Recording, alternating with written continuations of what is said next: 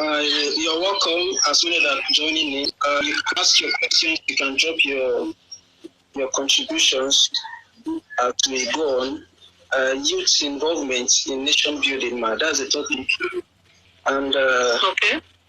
Over time, young persons or young people have been termed, it's like an anthem for us that we are the leaders of tomorrow. We have so many songs or anthem that relates to that. And the settings we are, in Nigeria we are today, it is not something that is visible. It is very rare you see someone who is occupying a very important position. Unlike those days, you have even people at their 20s occupying very important positions. It is not like it today. Into the scenario, I had a conversation with a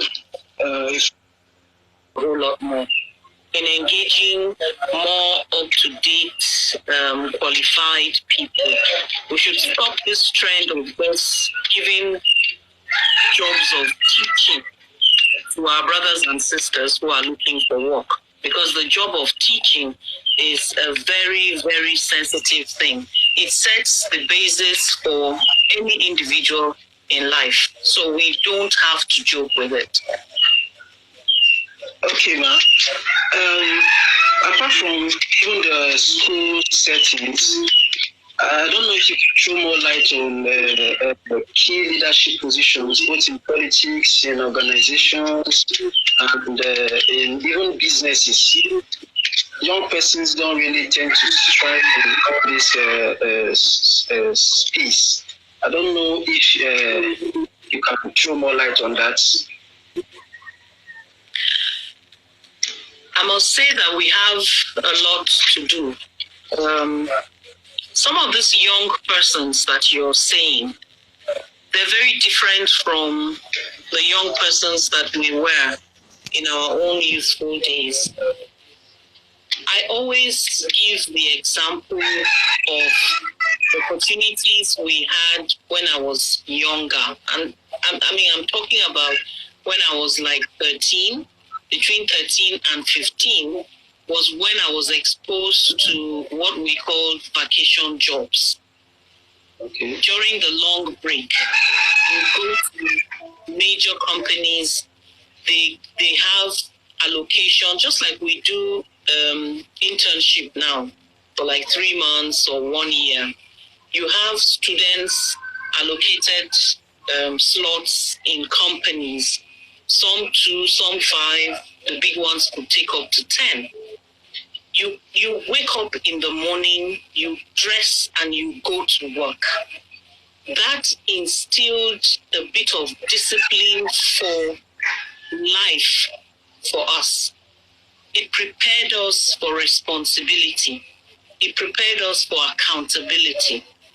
You may say to yourself, what exactly is a 13-year-old doing in a company? But they taught us how to file documents. Some of us worked at the front desk sometimes, so you're able to receive customers. It teaches you how to relate with, how to function in a working environment. And that prepared us for life in adulthood. I don't see that happening now. So you find a lot of youths just wanting money without knowing that if you work for money, you value money more. We don't do that anymore. That is not created. Now, I had an issue with the not too young to run bill because I thought that it could, I'm not so sure, I'm just saying from my own perspective, possibly determining who these young people should be. What age group do they fall into? Needless to say, we can see some who have gone into the House of Rep or have become senators and they are quite young and they are not good examples for the next ones that will go. Because quite a number of factors come to play. It's not because maybe your father has money to play around with you, so your community votes for you and gets you into the House of Rep or as a councillor or a chairman or something. That doesn't work. The point is, what have you done as an individual to prepare yourself for that responsibility? You can't have somebody who was not earning 10,000 naira from a legitimate job get into a position where on a monthly basis he's collecting 1 million or 2. Going to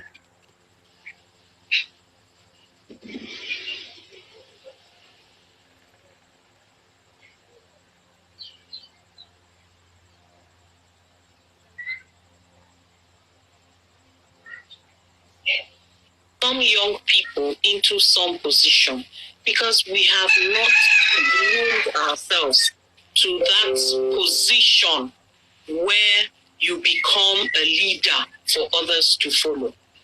So there's quite a lot of work that we need to do. But on that ground, man, don't you think that from the family aspects, apart from that, young persons are not given the platform, the right platform to strive or to explore their leadership skills, or for them to even build their leadership skills? I believe back then, during the Awolowo era and the likes, a secondary school leaver is fit for any job. Once you leave secondary school, you are fit for any job. The quality of education was top notch. But right now, we are not having such in our system. The government is not even. In fact, I went to a science school in the whole of Karuka. Is the biggest local government in Nasarawa State. And in the whole of the local government, they have just one science school, which when we went there for an outreach, most of us left there shedding tears, because there's nothing like the classrooms, there's nothing to write up about, no desk, no the floor, and no windows, no doors. Even the hostel is even if you put the dog, you don't really want to stay there for too long. Then there's no library in the science school. The worst of it all is that there's no science lab. There's no lab for these guys to know what they say they are studying. So I don't know, the quality of education, the quality of mentorship these days is really low. This is what we should be getting from these older persons or from this government, and we are not getting it. I don't know how it can be put in place. Well, really, we just need to call on government to be accountable.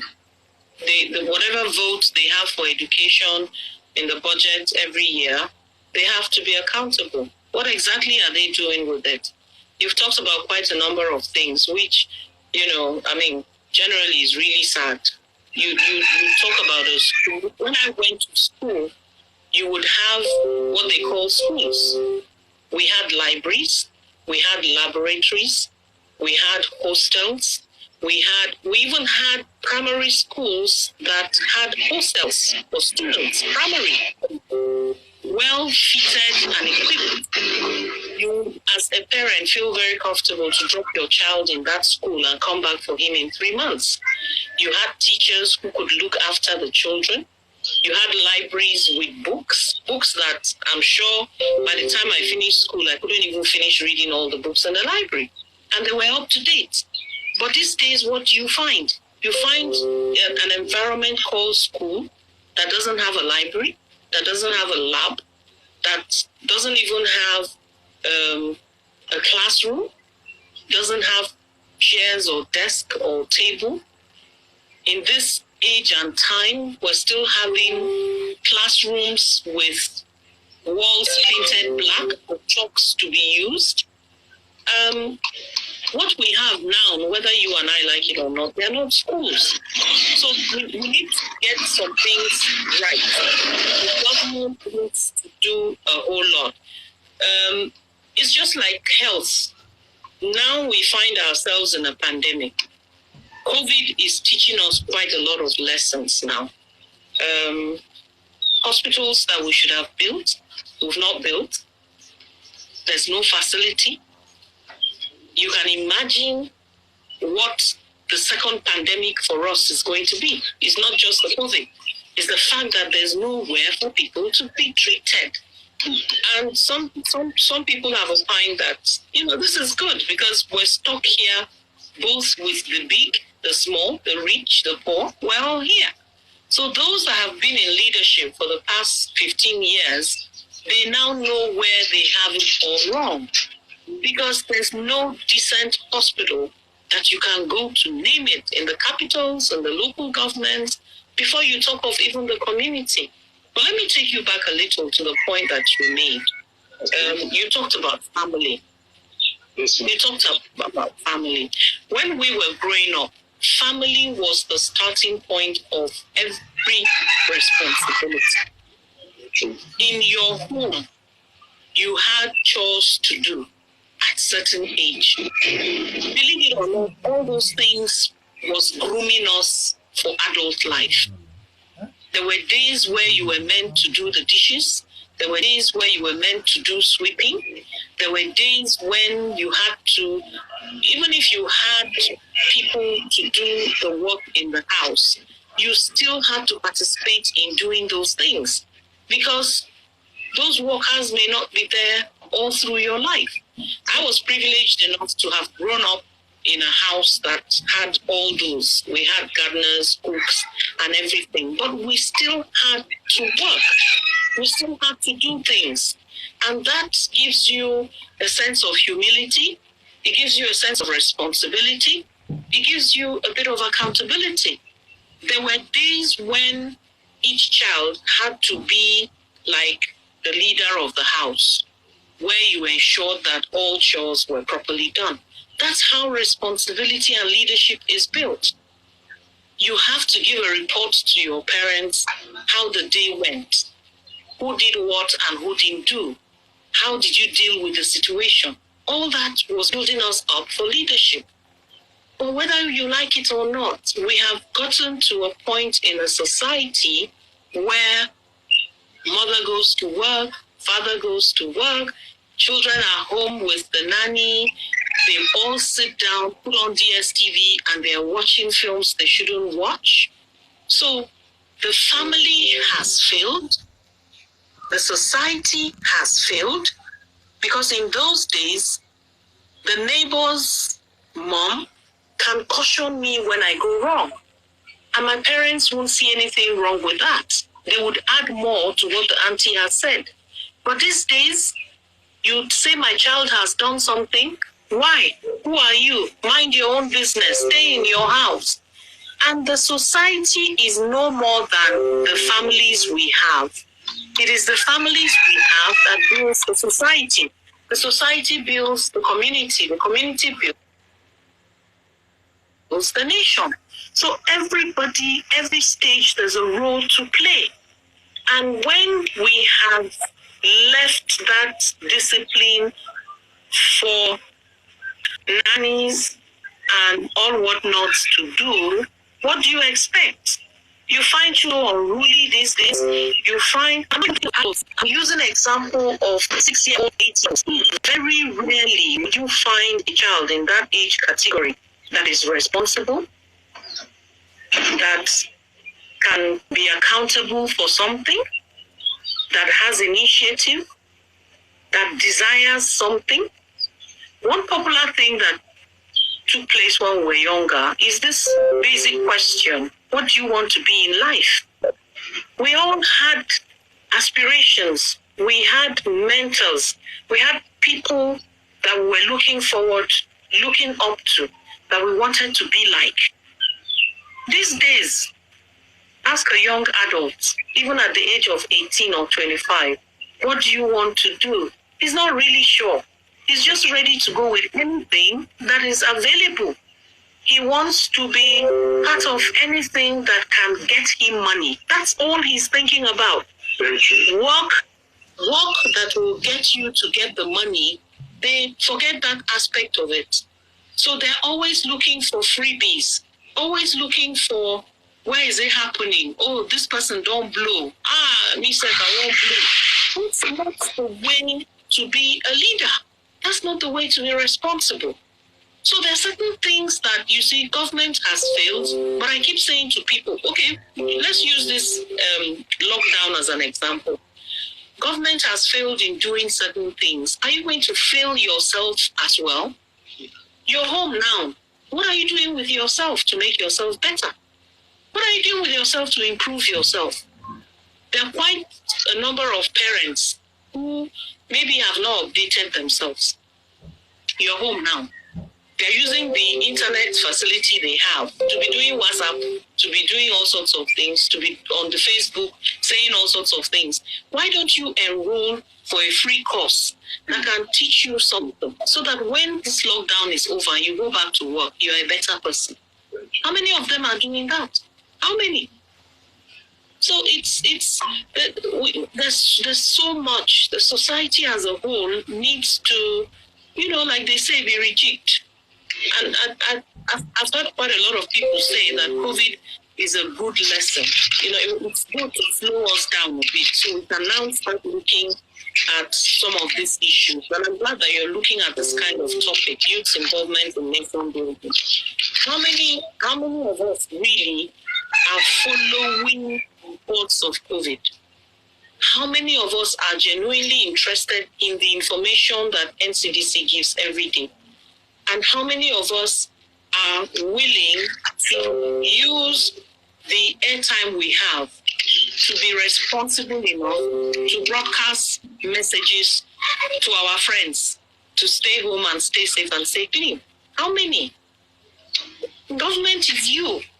Government is not another person or another entity. It's you.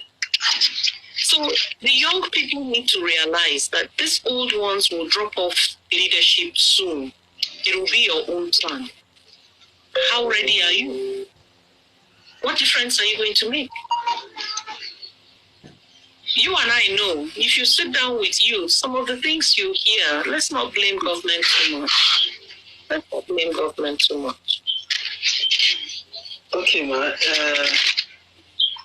That is very, very true. But maybe I would want you to also highlight some dangers. Though we already seen some already today, because definitely there are dangers if these young persons are not really involved in nation building.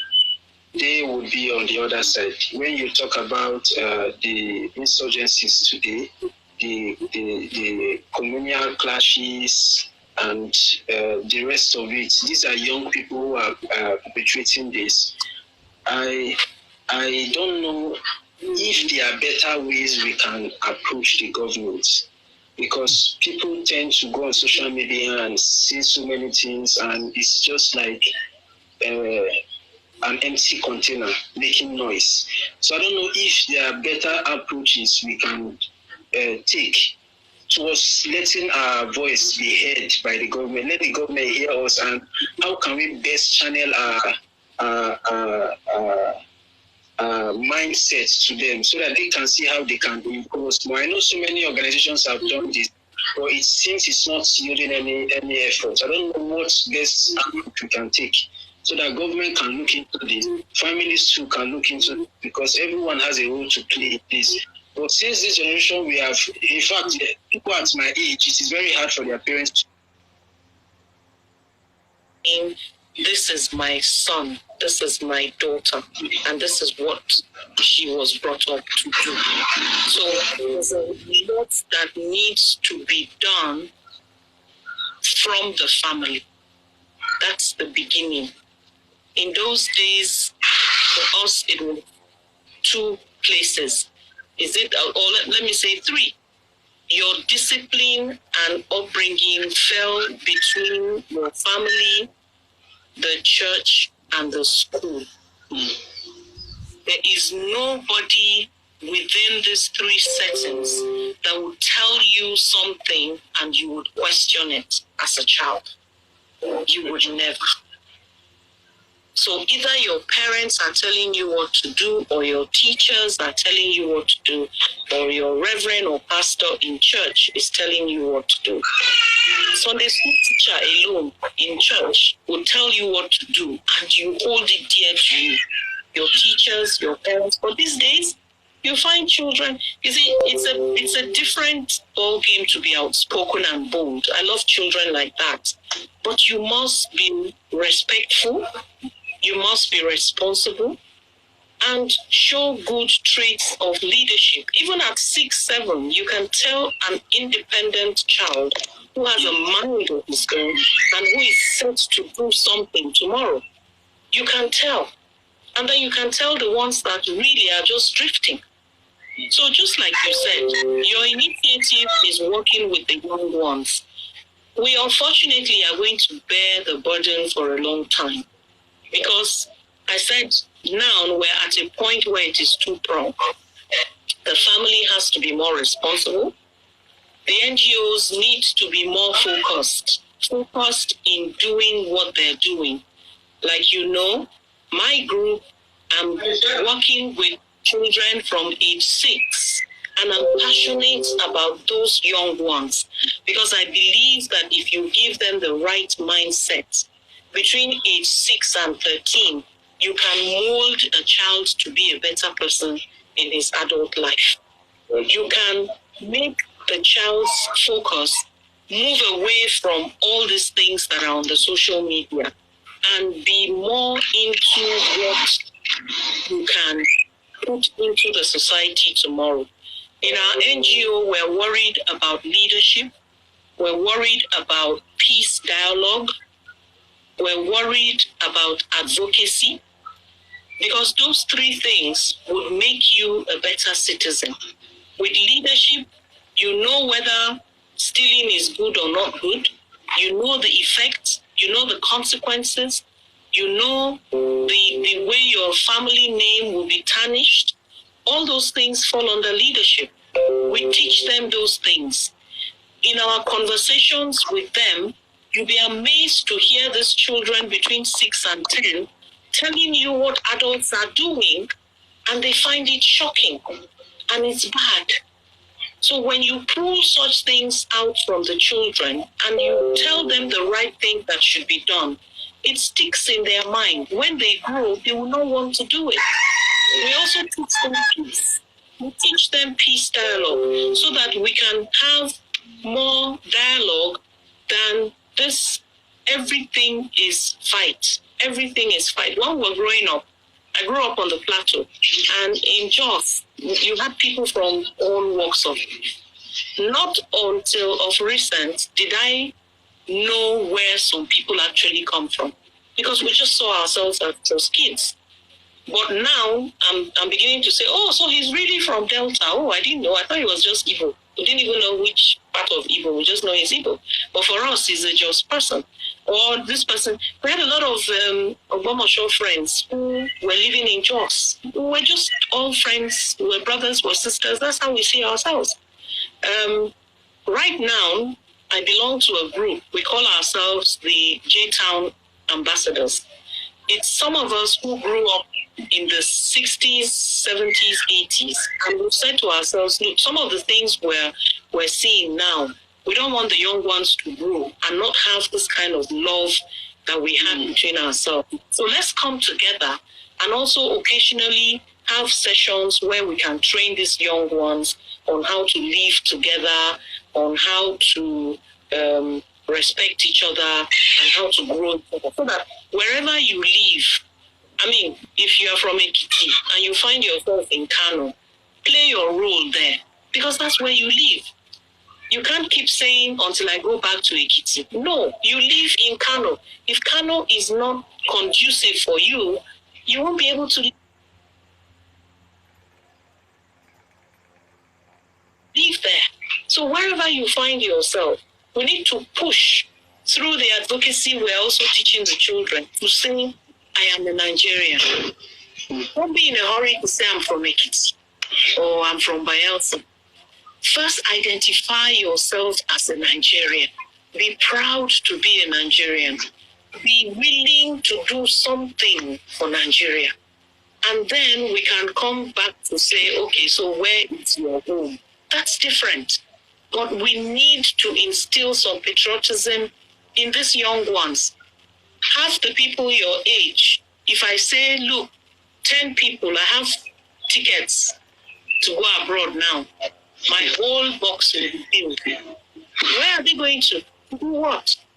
Somebody has worked hard to make that system work. And that's why you now are willing to go there.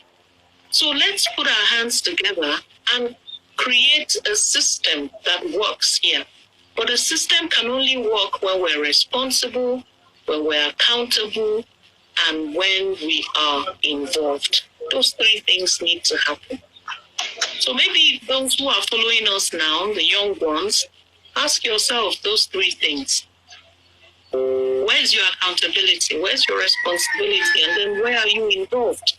How can you play a role in those three major things so that we can set up a structure that can allow us grow young ones? It's not impossible. Your age mates are the ones setting up Instagram, Facebook, and we're all relying on it.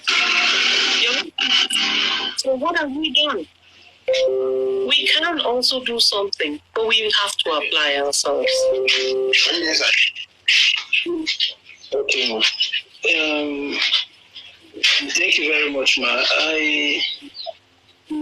I still want to see what can be done for our own generation now, because definitely if we don't really work on ourselves, it's really going to, the effort we are putting on these younger ones will be very, very, very difficult for us. Like the last speaker, the last guest I had, he teaches for, I think he works with this Teach for Nigeria also, and he works with a school. And I think he's doing very, very well because his approach to the kids is really top notch. The way he even dresses to them, according to him, he wants to let them know that education is really key. No matter where you want to get to in life, you still need education. But the thing is that I don't know how we can still work on this generation now, the generation we have now. What best approach can we give to them for them to be able to be accountable, like you said, and get involved? Honestly, when he told me, he said there are not much people in doing this job, not looking at even the pay, but having passion for education and for these kids. We out of 100, I think it's just maybe 1 or 2% of young persons who really want to do something without reward. And I don't really know how we can be able to put these people together and see that we get the best out of them. It's really a serious issue. And two, we still don't know how we can really hold the government accountable. I don't know if you have stressed on that, but we know the best approach for people to put the government accountable. I don't know. So many people are, like I said, are tweeting through social media and all that. I don't think it's getting even to their doorstep. Or most of them sees it and turn away from it. But I don't know which best we can hold them on their clothes to be accountable for we providing what is needed for us, necessary platforms or opportunities for us to make the best out of potential. So I don't know if there are best approaches we can take.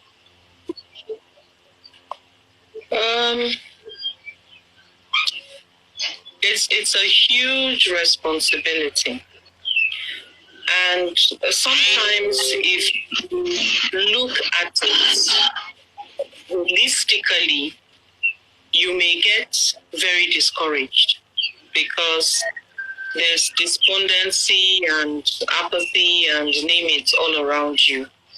You see things happening and it's really disheartening. So I've chosen to take it bit by bit. And I think it's the best way to go about it. We need to play our role My own conviction is if I am able to churn out 30 young adults every year who are good ambassadors, then I have contributed my quota in like 4 or 5 years when I'll be working with the children. And that's the same attitude that quite a number of people need to go into, because it's really disheartening when you see the things going around. But the most important thing is that we need to change the mindset. I like Humphrey's contribution here. He's saying how do we make nation building more attractive for youths? Yeah. We can work on the mindset of the youth to know that it is not protesting that makes a system work. When there's a problem, do you prefer a solution? Let's not be part of the group that is always criticizing.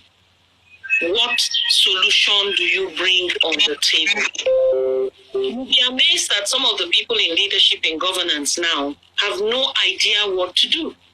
And the reason why they don't have an idea still boils down to what I've been talking about. They're not accountable, they're not responsible, they're not ready for leadership.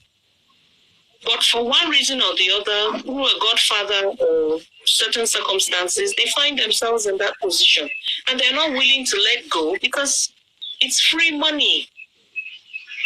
It's free money because the government is not accountable to the people. You have people shouting palliatives all over now. If we can line them up together and they get their palliative, they go home. How many of them would stay back and fight to say, okay, I've gotten mine, but the next 10 people haven't gotten? And that's how leadership works. You sacrifice your own to be sure that the others get.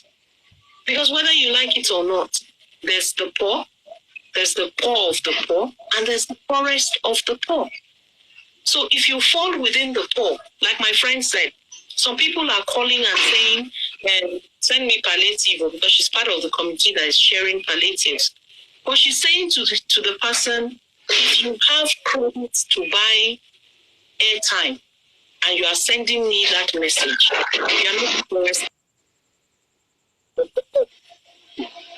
Because the people I'm looking for to give palliatives, they are not on the internet. They can't afford it. They don't even have a phone and give them access to the internet. If you know such a person, let me know. That's the kind of people I'm looking for. So are we willing to put ourselves in front to be sure that the people behind us get what they deserve? Because that's leadership. That's leadership.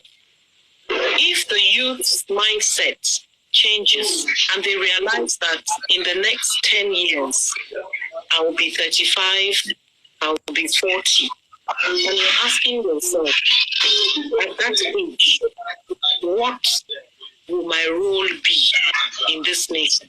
Would I have made a name for myself? Would I have done something? Listen, I know some young people in communities who are organizing their fellow mates and looking for people like you and I to come and talk with them. That's an individual who is already seeing his mates drifting into so many things, but he wants a tomorrow for themselves. So he says, look, can you come on Saturdays and talk to us for like an hour? Just encourage us so that we don't lose hope. When you see somebody who is doing that, what would you term him to be? He's already an advocate. He's already showing you leadership traits. So It's there. It's just that we need to harness the little knowledge, the little passion is in some of us. We need to harness it and try and see what we can do. But generally, the mindset of the youth, we need to work on it. They need to see Nigeria as their own. They need to start asking themselves, what can I do so that when I get to this point of leadership, I will have a better country. I mean, quite a number of us have traveled out. We see how it works. But I'm saying, look, they didn't just become the countries they are overnight. Some people sweated, worked, and ensured got to that position that it is. So if there are youths listening to us, you and I have quite a number of work to do. Quite a lot. We can have sessions where we can talk to the young leaders and get them prepared for leadership. Integrity, accountability, responsibility. There are things that there are values that we should hold dear to us. Okay, ma, I think even to Mr. Humphrey's question, getting how to make nation building more attractive, it's just like what you are doing right now.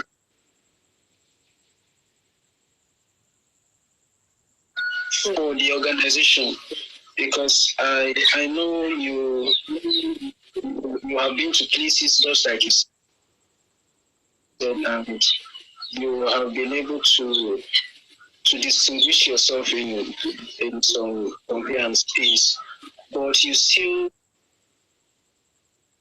give us some opportunities, and you are still giving us more opportunities. So I'm looking at if we can get more of you coming on board to support young people like us, because the truth is that bulk of the resources of what we do comes from us. Not that most of us are doing something substantial, but I think one of the places we went to, the man looked at us and said, people don't have money. The NGOs, I know that people do NGOs, when they have money is when they now remember to reach out to others. But you don't have anything and you are still trying your best. I said, this is what we want to give back to society. We must not have money, but we have knowledge. We have been able to gain knowledge, and we can contribute the little we can. It's not by funds. So people like you and some other persons have been able to buy into the idea and are supporting us. If not, we would have folded up long ago. So if we have more people coming on board like this, giving young persons who have visions and really want to be true leaders such opportunity and privileges, I believe it will make it look attractive in some way that we can pursue. Just like these young kids that we are trying to bring together. Most of them are very excited that they'll be hearing this power, and and when they go back and hear themselves talking on specific issues and they are at home listening to what they have said, it will sink down into them and they will call their friends to say, listen to what I'm saying on radio. And once they get with all these things, it's directly and indirectly sinks into them and gets into their mindset, to change their mindset. And they will want to live a life in accordance to what they have said. So that's accountability. If you can get more people like you to come on board, not just being in the government, but individuals to come on board to help young people who have visions like this, I guess it will go a very long way. You know,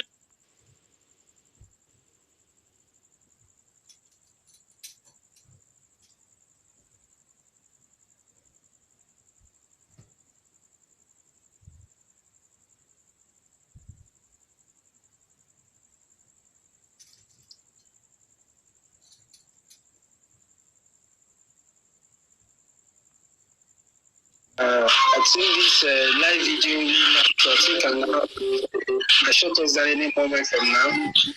I really appreciate you, man. I'm looking forward to having you again to with us. And I believe most of us have learned a lot. And the one key thing I've learned today is it really starts with us changing our mindsets and making our little efforts. If everyone in every corner will be making their little effort, and if we are put together, we realize the Nigeria of our dreams. So I would encourage everybody out there, every young person out there, to see this as a call for all of us to make sure we change our mindsets and see that we contribute the little we can. It must not be that big or that large, but that little can go a long way. So thank you very much, man, for coming around. Thank you very much. It's a pleasure. It's a pleasure. Yeah. All right.